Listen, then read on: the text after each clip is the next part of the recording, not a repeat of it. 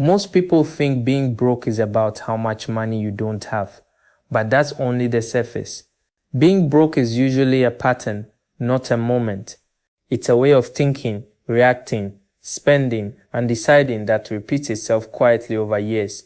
That's why some people earn money and still stay broke, while others earn little and slowly escape.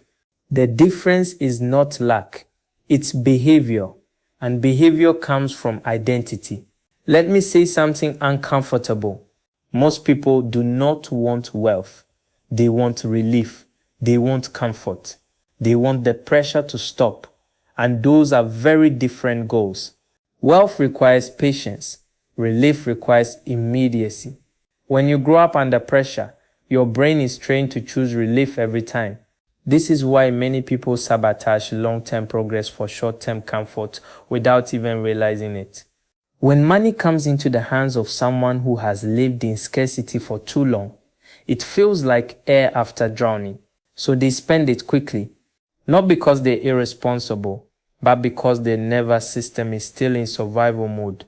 It doesn't trust that money will come again, so it consumes before it disappears. This is psychology, not stupidity.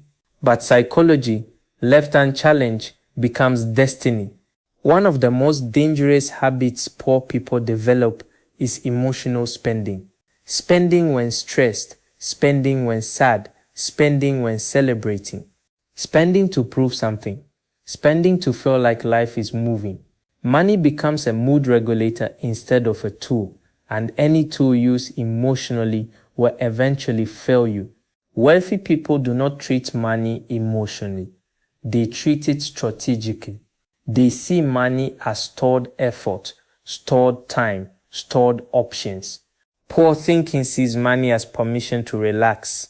Wealthy thinking sees money as responsibility allocated correctly. This difference explains why many people get opportunities and still waste them. Another hard truth is that many young Africans confuse motion with progress. They are always busy, always hustling, always tired, but never advancing. They have many activities but no direction. Wealth is directional. If your effort is not pointed somewhere specific, it disperses. You end up exhausted with nothing to show for it. The world does not reward hustle. It rewards usefulness. It rewards leverage. It rewards people who solve problems repeatedly. You do not escape poverty by doing many things. You escape by doing a few valuable things consistently. Consistency is boring. That's why most people avoid it. But boredom is the price of compounding. Let's talk about family pressure, because this is one of the heaviest psychological burdens Africans carry. In many homes, the moment you show potential, expectation follows. You become the hope, the backup plan, the solution. This pressure makes many people afraid to take risks because failure would disappoint too many people. So they choose safe struggle instead of risky growth. Safe struggle feels noble. Risky growth feels selfish. But safe struggle keeps you poor longer. Wealth requires delayed generosity. You build capacity first, then you help sustainably. Helping too early feels good but traps you. Another reason people stay broke is because they hate numbers. Numbers expose reality. How much you earn, how much you waste, how little you save. Avoiding numbers protects ego but destroys progress. Wealth requires brutal honesty with yourself. If you don't track it, you can't change it. If you don't measure it, it won't grow. Most broke people say they want wealth, but they avoid structure. Structure feels restrictive. Structure feels boring. Structure feels like discipline, but structure is freedom in disguise. Structure protects you from impulsive decisions. Structure keeps you moving forward, even when emotions fluctuate. Wealthy people design lives that reduce the need for willpower. Another silent enemy is impatience.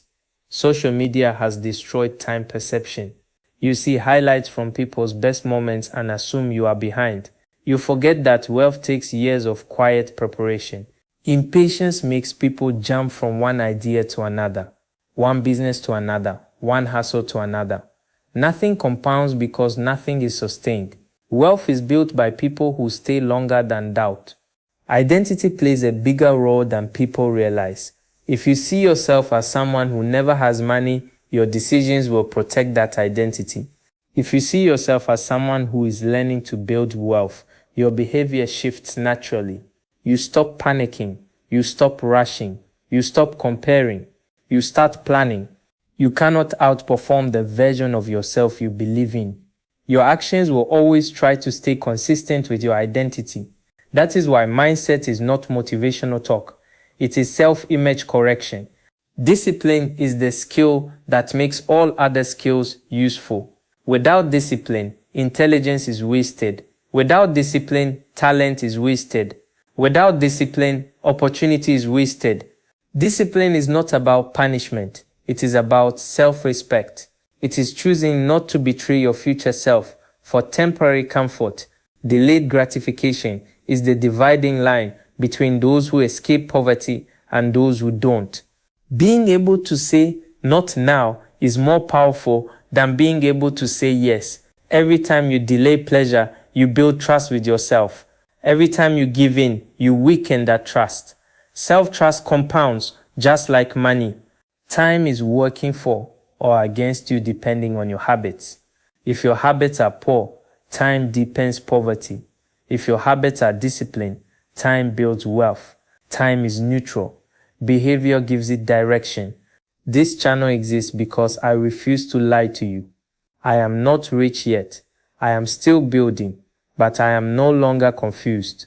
I am no longer chasing everything. I am no longer reacting emotionally to money. And that clarity is worth more than motivation.